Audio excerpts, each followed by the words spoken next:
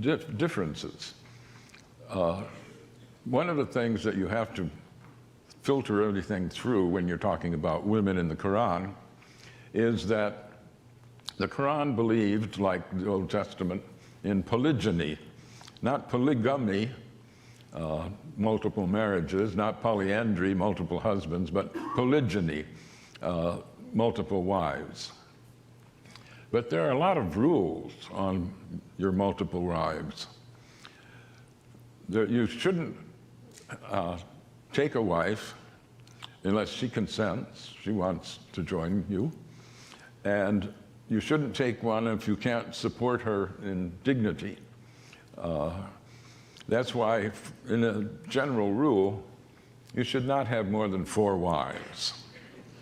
Now, an exception is made for Muhammad, because one of the ways he honored women, especially the widows of his comrades who had been with him in his hijrah from Mecca to Medina, was to marry them and make them very honored in that society.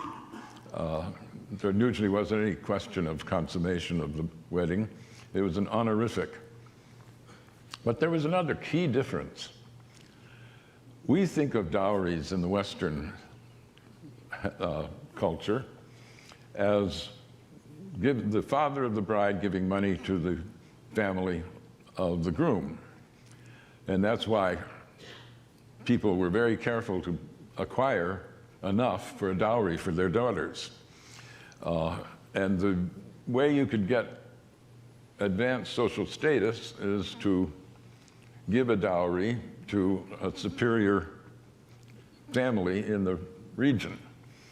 And if you splurged on the first bride, it made it harder to sell a second bride, to marry a second bride, or a third or a fourth.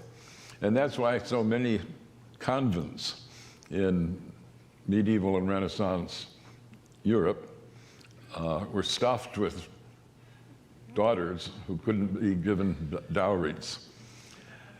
It's very different in the Quran. The dowry is paid directly to the bride, and she keeps it. It's her property.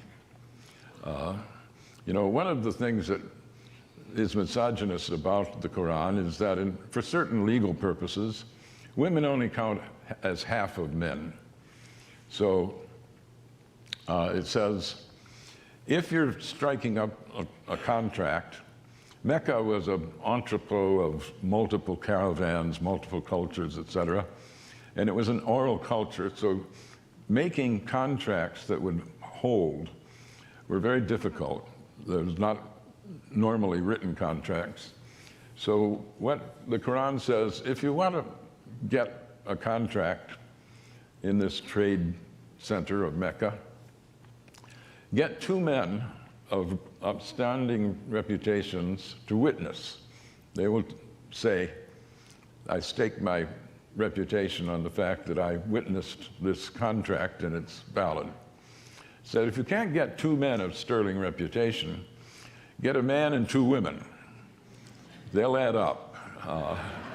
That'll be like 2 men.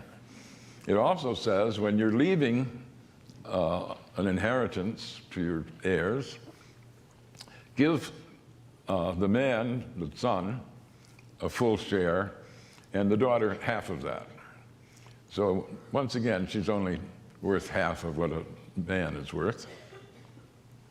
But the dowry goes to her.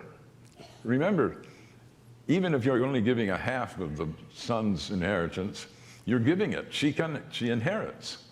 She's a property owner, which is quite unusual in the world of that day. And it made people a little hesitant to divorce a woman when you know she's going to take her dowry with her. And on the other hand, the woman can also leave and take her dowry with her. So you should probably try to stay on her good side. All of this is a very far cry from most of the cultural norms in the 7th century. Well, misogyny is there, but somewhat tempered.